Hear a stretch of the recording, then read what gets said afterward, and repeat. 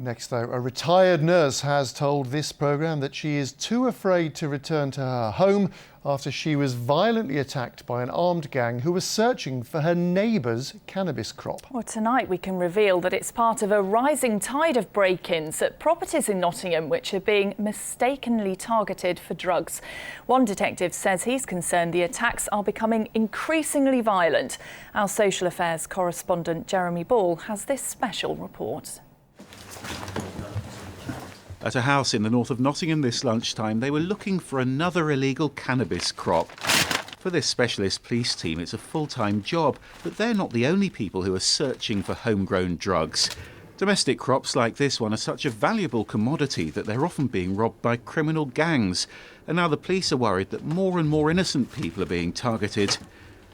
This CCTV camera caught one group of armed men trying to steal cannabis from Bestwood at 2 o'clock in the morning, but they broke into a neighbouring home by mistake, and the terrified pensioner who lived there was violently attacked. But it broke the whole door down. I was screaming really loud, and one of them punched me in the left side of my face and knocked me down. A young man, he couldn't be more than 12 to 14 years old. I saw his eyes, he was looking at me. And he had a long blade, a silver blade, looked like a Chinese type of chopper. And he came straight to my abdomen, very frightening. I thought I was going to die. The gang ran off when they heard the police, but it's left Mary traumatised. I think they're very dangerous. I don't understand why they have to ruin someone's life for cannabis. And I sort of thought, am I going to suffer, or are they going to just finish me off?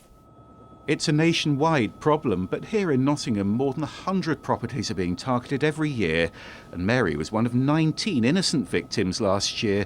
The police say that number's rising, and they're worried the raids are becoming more violent. One man, not growing much cannabis at all, he had 4 to 5 men burst into his property, one with a machete used against him, nearly amputated his hand.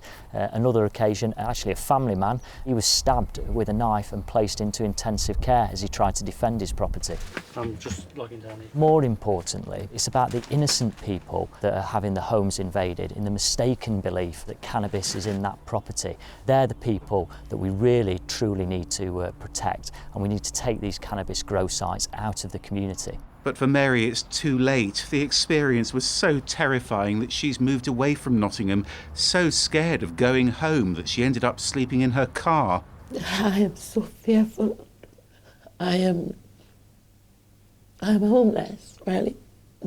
I mentally, physically, emotionally, it has taken everything.